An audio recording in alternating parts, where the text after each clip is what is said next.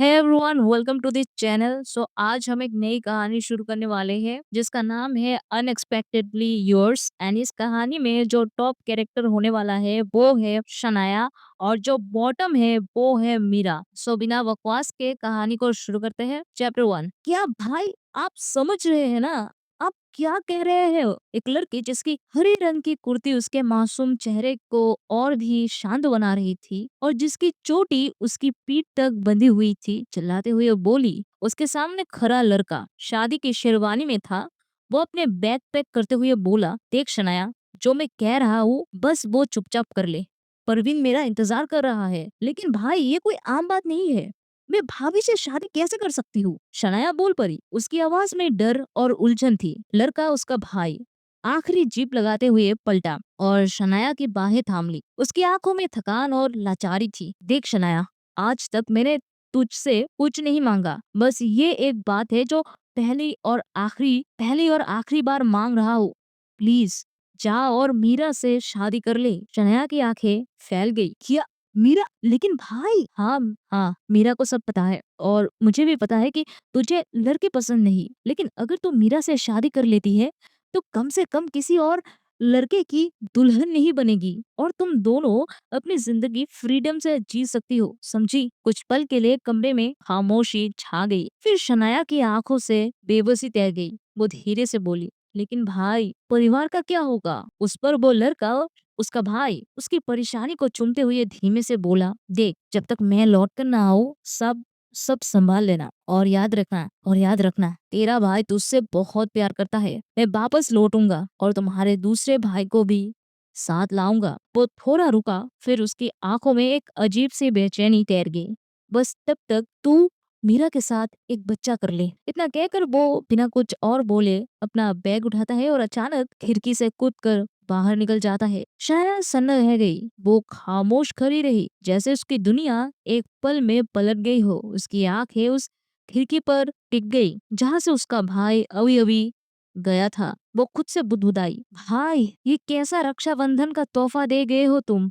अब ये बवाल में संभालू कैसे? शादी शुरू होने में अब सिर्फ 1 घंटा बचा है। क्या करूं मैं? कहाँ जाऊं? किससे कहूँ कि ये सब मेरी मर्जी की नहीं है? शनाया की आंखों से आंसू टपकने लगे, लेकिन उसका चेहरा अब भी बेजान सा था। वो अब भी अपनी जगह खड़ी थी, बस खिड़की की तरफ देखती रही जहां से उसका भाई, उसकी दुनिया दीवार फांद कर चला गया था। मीरा भाभी, हाँ वही है जो मुझे अब सब कुछ बता सकती है। शनाया जैसे ही ये सोचती है तुरंत अपने भाई के कमरे का दरवाजा खोल देती है। लेकिन उसकी मुसीबतें यही खत्म नहीं होती। दरवाजा खोलते ही उसे सामने कोई खड़ा दिखाई देता है और वो कोई और नहीं बल्कि उसका चचेरा भाई प्रीतम होता है। अरे छोटी सुनना, प्रीतम मुस्कुराता हुआ बोला। प्रदीप भाई है क्या? मुझे उनसे कुछ जरूरी बात करनी थी।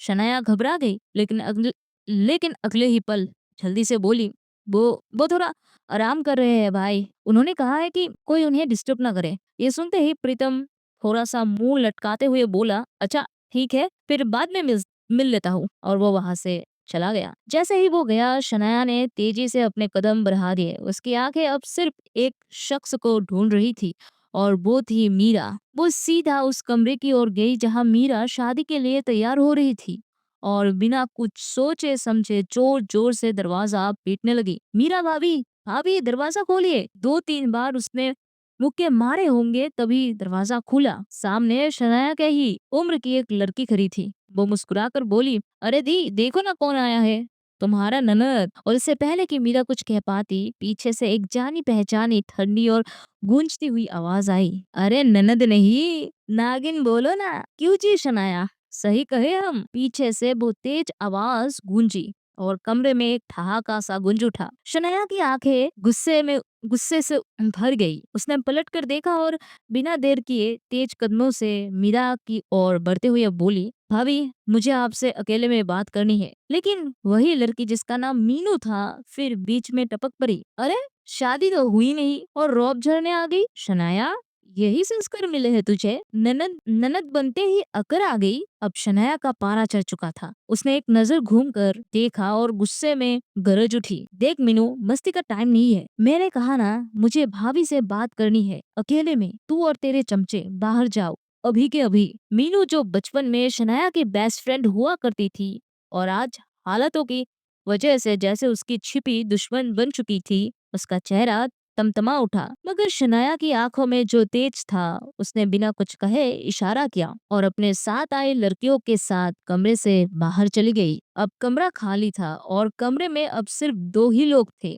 शनाया और मीरा। मीरा ने लाल रंग का शादी का जोड़ा पहन रखा था, मांग में सिंदूर डालने जैसी तैयारी चल रही थी। उसके गहनों की चमक उसकी त्वचा पर बिखर रही थी और वो सचमुच किसी किसी परी जैसी लग रही थी। लेकिन शनाया की नजर उस सुंदरता पर नहीं पड़ी। जैसे ही दरवाजा बंद हुआ, वो मीरा की तरफ पलटी और फूट पड़ी। भाभी, आपको पता है ना, भैया भाग गए हैं और जाते जाते उन्होंने मुझे कहा कि मैं आपसे शादी कर लूं। आप समझ रही है ना वो क्या कह रहे थे? और वो कह रहे थे कि आप इस सब में राजी है। ये सुनते ही मीरा के चेहरे पर एक हल्की मुस्कान आ गई। शनाया और उलझ गई। उसका गुस्सा और डर अब कंफ्यूजन में बदलने लगा था। आप दोनों मिलकर मेरे साथ क्या खेल खेल रहे हो भाभी? आप दोनों मिलकर मेरे साथ क्या खेल खेल रहे हो भाभी? मीरा की मुस्कान थोड़ी गहरी हो गई। वो शांत स्वर में बोली, इसमें बुराई क्या है शनाया जी? चलो कर लेते हैं हम दोनों शादी। शौक एक ठहराव। शनाया पीछे हटी, जैसे कोई तेज हवा उसके सीने से टकराई हो। हाँ भी, अगर आपने मुझसे शादी की और बाद में तलाक मांगा तो मैं आपको तलाक नहीं देने वाली। ये उसका डर था और साथ ही एक डराने की कोशिश भी। लेकिन मीरा का जवाब वो तो और भी हैरान कर देने वाला था। ठीक है, तो फिर मैं तलाक नहीं मांगूंगी। एक और शॉक वेव। अब शनाया के पास कहने को कुछ नहीं बचा था। वो चुपचाप पास रखी एक कुर्सी पर बैठ गई। उसकी सांसें भारी थी, उसका दिमाग जैसे सुन्न पड़ गया था।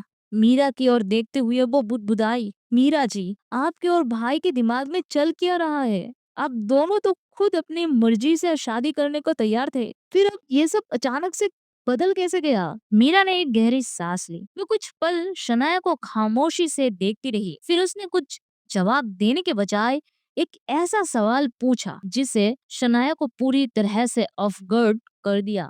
मीरा ने कुछ पल शनाया को देखा। उसकी गहरी आंखों में झांकते हुए बोली, शनाया जी, मैंने सुना है आपकी अपनी माँ से अक्सर झगड़े होते हैं क्योंकि आप किसी से शादी नहीं करना चाहती, या यूं कहो आपको लड़कों में कोई इंटरेस्ट नहीं। ये सुनकर शनाया सकपका गई।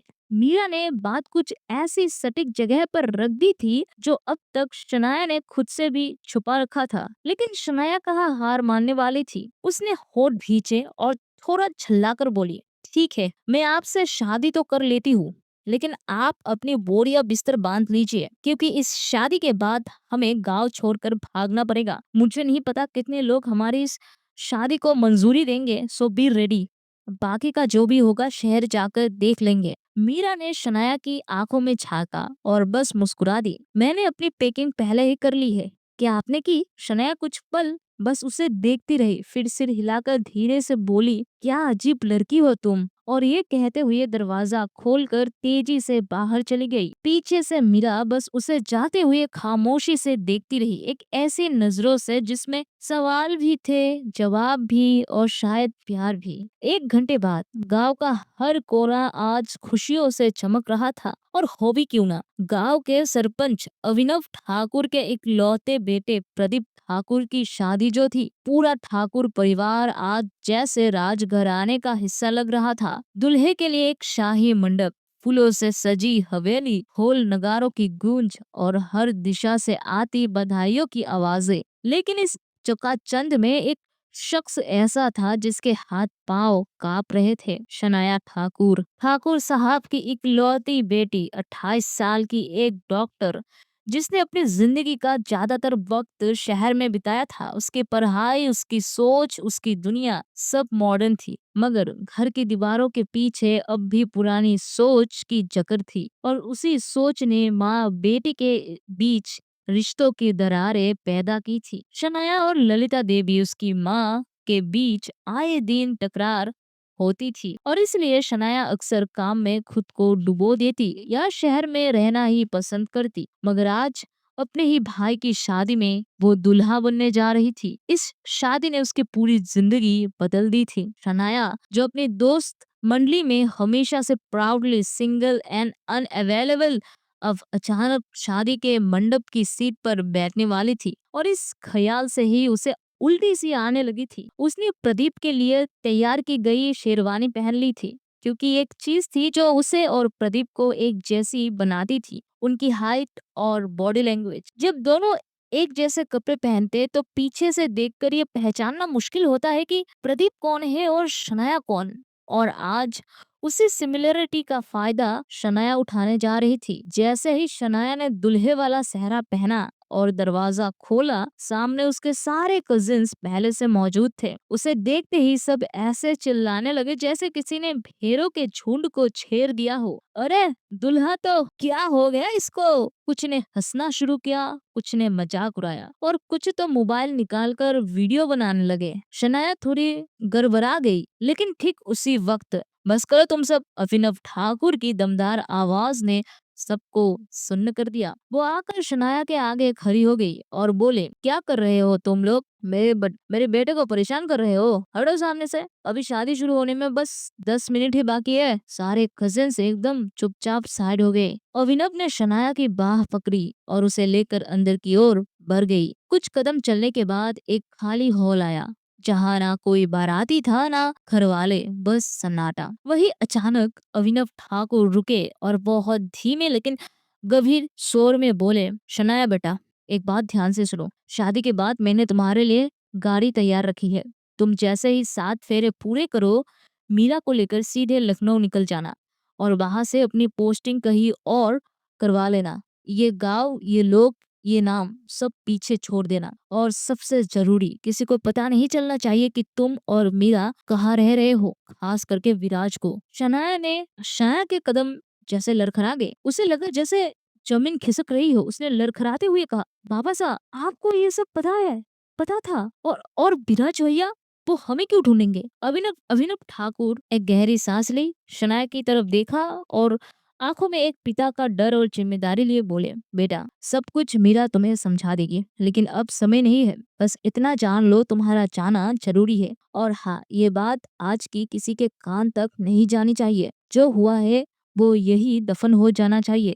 शनाया कुछ कह पाती उससे पहले ही अभिनव ने प्यार से उसके चेहरे को ठीक करते हुए कहा, चलो दूल्हे राजा, अब मंडप पहुंचना है, बाकी बातें बाद में। और फिर देखते ही देखते कुछ ही पलों में मंडप उनके सामने था। शनाया की सांसें तेज हो गई। उसने धीरे से सहरे के अंदर झांका। उसने धीरे से सहारे के अंदर झांका। उसने धीरे से सहरे के अंदर से झांका, एक गहरी सांस ली और फिर बिना पीछे देखे अपने कदम मंडप की ओर बढ़ा दिए। तो दोस्तों, ये थी हमारी नई कहानी की first episode and I hope आपको पसंद आया होगा। और हाँ यार, बीच बीच में जो रिपीटेशन हुई है ना, उसके लिए मैं माफी चाहती हूँ। तो कभी कभी हो जाता है। एंड यार, आपको अगर पसंद आया होगा तो लाइक शेयर कमेंट्स कर देना। और जो भी यार मेरे नए दोस्त है हमसे जुड़े हैं यार, चैनल को सब्सक्राइब कर देना। और हो सके तो यार, तुम चाहो तो इस वीडियो को हाइप दे सकते हो यार। तुम्हारी हाइप की मुझे काफी जरूरत रहती है। तो ये इसलिए यार, अगर पसंद आई हो तो हाइप तो बनता है। ओके, मिलता है कल और तब तक के लिए अपना ख्याल रखना। Bye bye, see you soon.